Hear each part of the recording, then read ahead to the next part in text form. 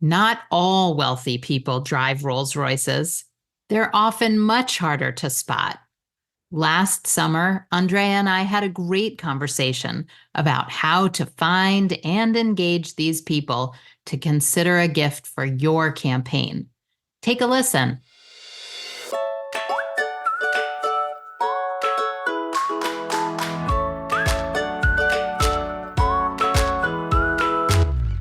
Welcome to All About Capital Campaigns, a podcast that provides fuel for your nonprofit's growth. Each week, Andrea Kihlstedt and Amy Eisenstein, co-founders of Capital Campaign Pro, provide practical tips about raising more money for your nonprofit organization. Here are your hosts, Amy and Andrea.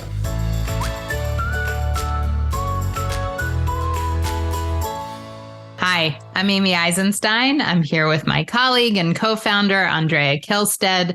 And today we are super excited to talk to you about how to identify and engage the wealthiest people in your community for your campaign.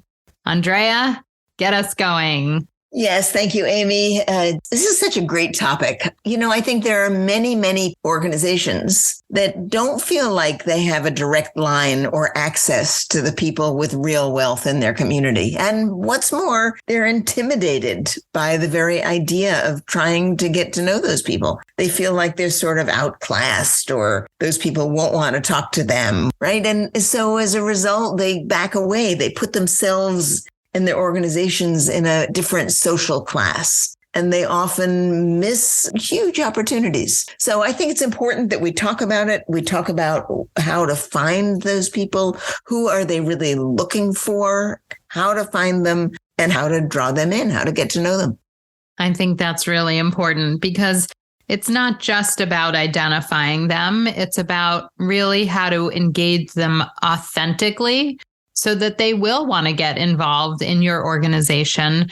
And, most donors don't simply want to be approached as an ATM, right? We talk about this idea that you're just going to them for money. So the question is how to engage them in terms of what other value they bring to your organization and how to get them really involved and to care about your cause and your mission so that they are happy and delighted to contribute and support. So how should an organization think about approaching some of the wealthiest people in their town? Well, first, Amy, let's talk about who they're looking for, who they really are looking for. So it's one thing to assume that the people you're looking for are all at the country club and on the golf course. Of course, there may be some people that you're looking for there, but there's a very good chance that there are a number of people who are very generous in your community, who really give money generously to projects, who are not country club people, who are just members of your community. And how would you go about trying to identify people like that, Amy? Yeah, so we were having this discussion the other day and we were talking about this book that came out, might be 20 years now, The Millionaire Next Door. And so a lot of people can't be identified, as you say, on the golf course, in the country club, in a Rolls Royce. Some of the wealthiest people that I ever worked with at a university, they drove the oldest station wagon you've ever seen. They had no interest in material things. They were all about giving back. So where could we find them? We could find their name on the donor walls of every institution in town. They were at the top of the hospital donor wall. They were on university buildings. They were on the theater donor wall. And, they love to go to the theater and support the arts. They chaired the hospital campaigns. They were active and involved. But if you were looking for a Rolls Royce, that was certainly nowhere to be found. So the question is how to look for the right clues. What boards are they sitting on? Who's sitting on the boards of organizations in your community? Who are on the donor walls? Yeah, so a good place to start is actually take your little iPhone, and it's so simple to do this now, and go into the major institutions in your community and take pictures of the donor walls. particularly the current donor walls. Just snap a picture. Nobody's going to stop you. Nobody's going to come running over and say, don't do that. And then when you actually print out the pictures and you start looking at the names, you're going to start to see that there are some names that recur again and again in the upper levels of giving. Maybe not the top level, but the top 2 or 3 levels, right? Look for the people whose names occur again and again. Look in your symphony program, or look in your theater program, or as Amy said, look on the hospital wall, or if there's a community college or a local, you have a college in your town, go and look at the names on the walls in the college center. Just start to notice what names come up again and again. And if you start to look carefully, you can probably identify 10 names, let's say, of people who just are generous. They clearly both have money and they're generous. Those are 2 good characteristics to start with. Then the next characteristic is, what kinds of things are they interested in? How would you begin that task, Amy? Well, I think, if they're consistently giving to the arts, to multiple arts organizations, that's an indicator. If they're giving or volunteering with several animal shelters in town, that's an indicator, or healthcare, right? Many people do have pet projects and favorite charities, and you may start to notice a pattern. I would also talk to other people on your committee and in your network and try and branch out your network to whatever degree you can. And, look on LinkedIn, look on social media, look on Facebook. Do they post? I mean, some people will and some people don't. There is a trail of clues if you look for it. I mean, certainly you can start with a very basic Google search, but I would look to see what they're sharing, what they're talking about. And sometimes you'll have luck in this area and other times you won't, but it's a good place to start. Yeah, I mean, you have to be fueled by curiosity. It really helps to be naturally curious about people and to try to find out what makes them tick. To me, it's always been fascinating to try to figure that out. And once you have let's say you have a list of 10 people, then make each one of them a little research project. Say, okay, how much can I find out about these people? What do they like? What do they give to? Do they have kids? Are they retired? Do they take vacations and go places? Who do they know? Volunteer? Who do they know? Who are they linked to, right? Who are they linked to? I mean, it's amazing when you start getting curious how much there is to find out. And at some point in that process, you're going to find that you have a connection, that your organization has a connection to some of them. Now, some of them you may have no connection to at all. It's fine. Let them go. But the ones where you do have a connection, either you know somebody who knows them, they have a history of giving to organizations with an overlap to the mission of your organization, those are the people you want to take to the next step, right? All right, now let's get to know them. Well, one thing that we didn't say yet that I think is the most obvious, hopefully everybody already did this, but look in your database to see if they've ever given to you. Even if they've given you $5 or $10 or $25, I mean, that would be great if they are already in your donor database. That would be the best case scenario. But sometimes they are and often they're not. And that's okay too. But yes, Andrea, so we're looking for a connection, someone in common or a commonality in terms of interests and mission. Right. So then once you have that, then there are a number of different ways to go. But we would not encourage you to immediately submit a proposal, right? That's not a good idea. You're nowhere near ready to do that yet. The next thing you need to do is to establish some kind of contact with them, to get to know them, to find out what they're interested in. Maybe you would ask them for advice. Maybe you would know somebody who'd be willing to put together a meeting or a lunch for you so that you could learn more about them and they could learn more about your organization. You're looking for these overlapping interests. And when they're natural and good, then there will be a way forward. And when they're not, when you have to turn yourself into a pretzel, right, to find a connection, then you should probably let it go and move on to the next person. So you're looking for people who have money, who are generous, that is, they give away money, who have an interest, a connection with you, some kind of a connection, and who have an interest in what you do, what your organization does. Once you've got that, all right, then there are ways forward. Yeah.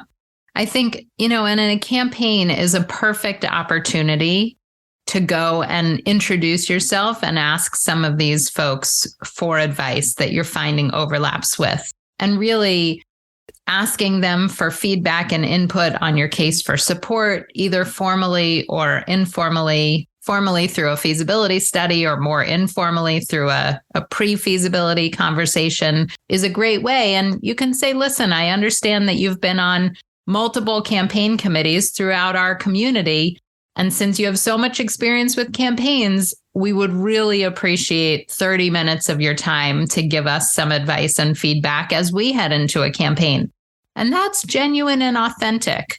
You want to be looking for real opportunities and things that they can give you feedback and advice on, and ways that you can connect. And maybe if you get them to read your case for support, your draft case for support, it will spark an interest and they'd be happy to continue the conversation. And that's what you're looking for. One of the things that I think it's helpful to keep in mind when you approach people who have real wealth, right? Even though they don't show their wealth and fancy trappings, if somebody has real wealth, they may well be guarded about it, right? Because people will be coming to them again and again. So I like the idea of asking people's permission, right? Asking permission. Can I come and talk to you about your interests? I see that you give to the such and such organization, and we do have a direct overlap. Can I come and learn what you're interested in and tell you a little about what we do to see if there's an overlap? Then once you find that there's an overlap, you can say, would it be okay if I put a proposal together for you? Let them say yes or no, right? The idea of permission questions is so respectful that I always think, particularly with people who have great wealth, who are used to being inundated with requests, asking for permission is a very helpful approach. Yeah, I think that's exactly right, because people are bombarded and inundated and approached from all sides. And so if you are respectful and thoughtful and open and honest about your intentions, right? Don't pretend that you're not going into a campaign or that ultimately you're not going to be looking for money. You can say, listen, we're in the exploratory phases of our campaign. We're learning about how to do this and trying to meet new people. And we're wondering if you'd give us some initial feedback and find out if you have a potential interest in our project. You don't have to be coy about it. In fact, you shouldn't. They know what's going on. And the more open and honest you are, the more likely you are to get a receptive. And if you don't, if they say, no, I'm not, you have your answer. You don't have to waste time playing games or being coy. If you can find a way in, great. If you can't, you have your answer and you can move on. The last thing I'd like to say about this subject, Amy, is that this is a long-term project. This isn't something that you should do, I'm going to spend the next 2 weeks trying to get to know the richest people in town, right? That's not the way this business works. If you are in development and you are serious about your role in development and building a major gifts program, every month you should block out some time. Maybe every week you should block out some time to work on this particular part of the process, to identify people, to find out who on your board might know them, to see if you can schedule one meeting or another meeting with them. If you do this over the long run, if you do this 50 weeks a year, right? It's amazing, actually, what you can accomplish in 50 weeks. And with major gifts fundraising, with people who are really wealthy, it doesn't take a great many of them to make a huge difference in your ability to raise money. Yeah. So it is an important part of your development work. I think that's such an important point. And I think, we want to make sure that everybody listening understands that the vast majority of the biggest donors are going to come from inside your organization, from your existing donor base. So really looking to develop these new relationships. If you can do that with 2 or 3 people from your campaign or maybe 4 or 5 at the most, you'll have done really well. So this isn't, campaign where you're trying to develop all new relationships, hopefully. In most campaigns, the vast majority of the lead gifts come from people who are already involved, You may not know who they are yet. They may be small donors to your organization, but this is just a way to engage a few new wealthy people in your community, which is one of the many strategies for capital campaigns. That's right. Well, and the same strategies, of course, apply to people who are already donors at a lower level, but have great capacity. And you can use the same kinds of strategies to get to know them and find out who they are and learn more about them, right? As with the people who have a connection to your organization. So Amy is exactly right. You really want to be looking carefully at your current donor list. But some of the people on that list may give it a low level and may have great wealth. And you just may not know much about them yet. And you should put them on your list of people to be working on and getting to know and finding out about. To my mind, it's one of the most exciting and important parts of this business, actually. Excellent. So listen, if you want more guidance, more tips, more strategy on how to do this, I would love for you to visit capitalcampaignpro.com and sign up to talk to us, because we would love to strategize specifically with you about how to do this for your campaign. So that's it for today. Thank you so much for joining us, and we'll see you next time.